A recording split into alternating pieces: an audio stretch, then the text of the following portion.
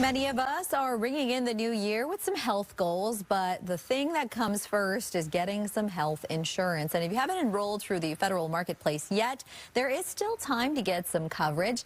Dr. Catherine Hempstead with the Robert Wood Johnson Foundation live this morning to walk us through that open enrollment period and how people can take advantage. Good morning to you. Good morning. Thanks for having me. Thank you. So why should everyone be signing up for health insurance during this enrollment period? Well, I mean, big picture, the case for coverage is strong. If everyone deserves an equal chance to be as healthy as they can be, coverage is necessary to do that. By being insured, we're able to take care of our health problems. We're able to get preventive care when we need it. And we're also able to manage chronic conditions and protect ourselves financially. So I think the case for coverage is kind of a slam dunk, and most people would agree with that. The special opportunity that we have with the Affordable Care Act Marketplace open enrollment period is for those people who are not getting coverage through an employer and are not eligible for Medicare or Medicaid. For that population, this is a really important opportunity to get an affordable plan. So even with the marketplace, there continues to be some challenges that people face when it comes to accessing that health care. So what are those and who's most at risk?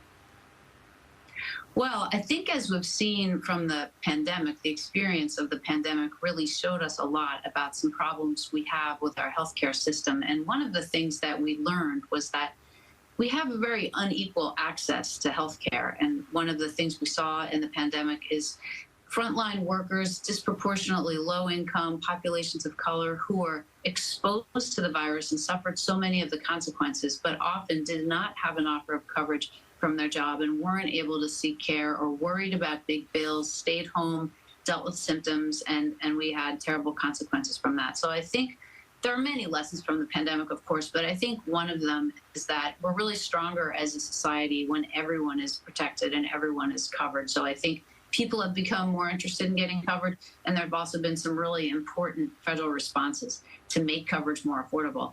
And one of those is to make these plans on the ACA marketplace more affordable and to increase eligibility for subsidies as well as make the subsidies more generous. So if you looked a couple of years ago and you thought that the plans were not affordable or you didn't qualify for a subsidy, you really ought to look again, because 4 out of 5 enrollees now are paying $10 a month or less in premiums. So that is a really affordable health insurance plan.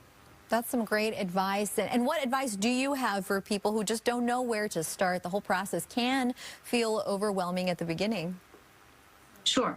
Well, your state, Washington, has its own insurance exchange. So Washington Plan Finder is a really great place to start. And if you go there, you'll see what you need to do to show what subsidies you may be eligible for, what kind of information you need, and answer questions about your household, and et cetera. And then you're able to shop for plans and see what coverage is best for you.